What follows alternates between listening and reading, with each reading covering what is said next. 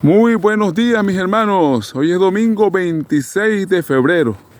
Hoy comenzamos nuestra novena semana de nuestro año bíblico. Y vamos a comenzar también a leer esa carta de Primera de Corintios, capítulo 1 y capítulo 2. Esta carta Pablo la escribió, algunos eruditos dicen que más o menos por allí en el año 57 después de Cristo. Él había establecido la obra allí, en esta isla, y ahora, después de 3 años, llegó una comisión de hermanos con informaciones muy tristes, ¿verdad? Corintios era la ciudad más próspera de esa región del Imperio Romano. Después de Roma, de Alejandría y de Antioquia, estaba Corintio en cantidad de población, era más o menos unos 400.000 habitantes. Pero en esa ciudad se celebraban unos juegos muy famosos, como decir hoy día los Juegos Olímpicos, porque en esa ciudad había muchos templos de muchos dioses, era una ciudad muy pagana, especialmente el templo de Venus, como se llamaban en el mundo romano, o Afrodita en el mundo griego. Era una ciudad de mucha sensualidad, ¿verdad? Porque ahí ministraban más de 1.000 prostitutas. Ellos la llamaban sacerdotisa, ¿verdad? Pero su trabajo era trabajar con el sexo. Así que era una ciudad también que, como era muy rica, porque ahí estaban 3 puertos, pero habían 2 puertos muy importantes, porque uno daba hacia el oriente y otro daba hacia el occidente. Así que todo el comercio mundial pasaba por Corinto. Y entonces ellos eran muy orgullosos, muy presumidos. La gente vivía de las apariencias. Había mucha clase media, ¿verdad? Esta ciudad era una ciudad próspera, pero también tenía muchos vicios. Vicios que traían gente que venía del oriente y vicios que traían gente que venía del occidente. Habían 5 problemas en esa iglesia, ¿verdad? Esa iglesia, hermanos, no funcionaba en templos como hoy día. La iglesia cristiana en un principio funcionaba era en las casas, en los patios, ¿verdad? Las iglesias como tal comenzaron a aparecer 200 años después de la muerte de Cristo, ¿verdad? Así que, pero había muchas congregaciones, la iglesia ahí había crecido mucho, pero habían problemas importantes allí. Uno tenía que ver, hermanos, con el problema de las divisiones, ¿verdad? Porque en esa época, en el mundo romano, habían personas que eran sofistas. Los sofistas eran gente que le gustaba ganar dinero hablando. Eran expertos en la dialéctica, ¿verdad? En la discusión. Y como ellos vivían de la apariencia, ellos ganaban como renombre diciendo que eran discípulos de tal o cual sofista.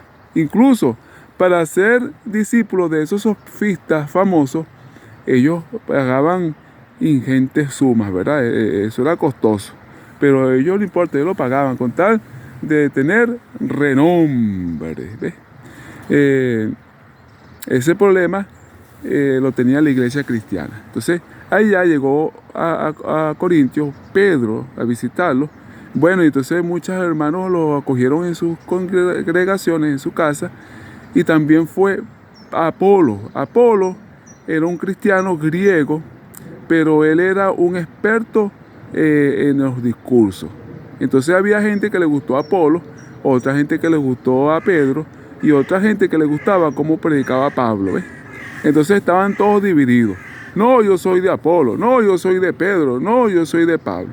Otro problema que había allí muy grande, por la misma influencia que tenía ese templo de Venus o de Afrodita, era que había problemas de sexo.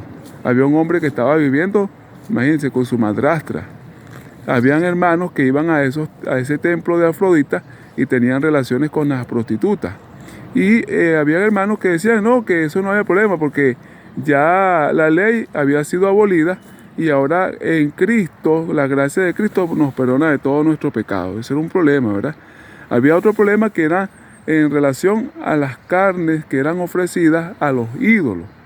Los hermanos judaizantes decían que no se podía comer y los otros hermanos decían que sí. Entonces eso es una controversia ahí grande que había, ¿verdad?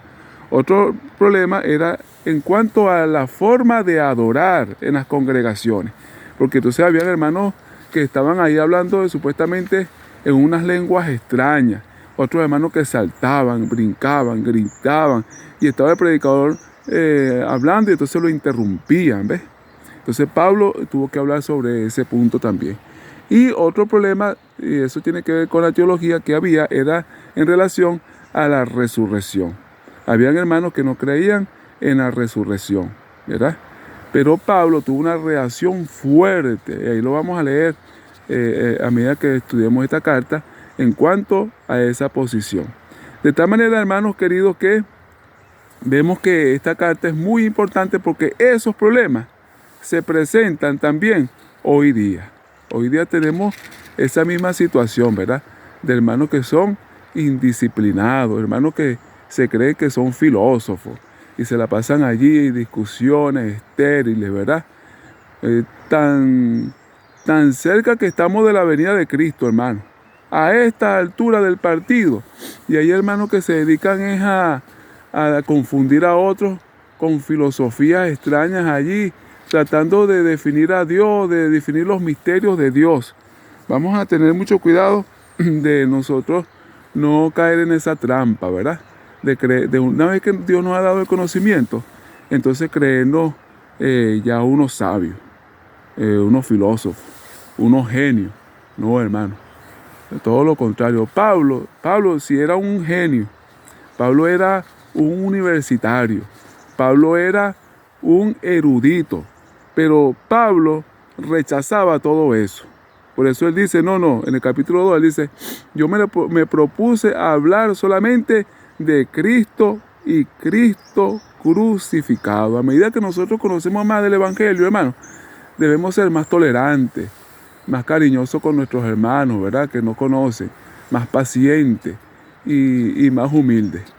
Ahí en el capítulo 1, nosotros vamos a ver que el Señor nos llama a la unidad en Cristo para mantenernos en la santificación. Fíjense que Él llama allí a los llamados a ser santos. Aunque era una iglesia con muchos problemas espirituales, Pablo los llama santos, ¿verdad? Porque lo que nos santifica a nosotros, hermanos, es la posición en la que estamos. Recuerden que santo significa apartado para un uso especial, ¿verdad?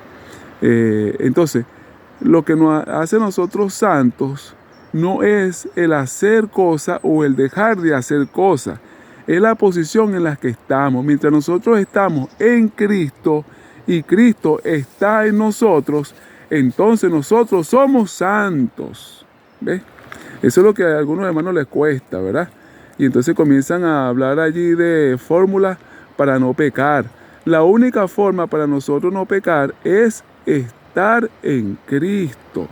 Pero nosotros tenemos un problema con nuestra naturaleza. Si nosotros nos descuidamos, surge ese hombre interior que ya supuestamente está muerto, pero que está siempre presente para volver a nacer, ¿verdad? Por eso es que cada día necesitamos la presencia del Espíritu Santo. Si Cristo está en nuestro corazón, vamos a ser obedientes. Allí el Señor nos habla de la comunión. Esa comunión que Él espera tener con nosotros es lo que en griego se llamaba koinonía. Eso tiene que ver con comunicación. Es como un matrimonio sano, ¿verdad? En un matrimonio sano hay comunicación, ahí se comparten las cargas, hay comprensión, es una sociedad. El Señor quiere ser socios de nosotros. Qué maravilla, ¿verdad, hermano? Que el Señor, el Rey del Universo, quiere compartir todo lo que Él es y todo lo que Él tiene con nosotros. Pero también nosotros, como somos sus socios, debemos compartir con Él. Por eso nosotros necesitamos cada día leer nuestra palabra, debemos hacer nuestras oraciones, debemos trabajar para Él. En este día, hermanos, vamos a leer estos 2 capítulos y vamos a proponernos a mantener la unidad en la iglesia y especialmente nuestra unidad con Dios. Y vamos a hacer hoy también del Creador del universo nuestro socio, nuestro compañero, ¿verdad? Ese Dios que permanentemente las 24 horas vamos a estar caminando con Él. Hermanos queridos, no nos olvidemos, Cristo viene. Maranata, feliz día para todos, bendiciones.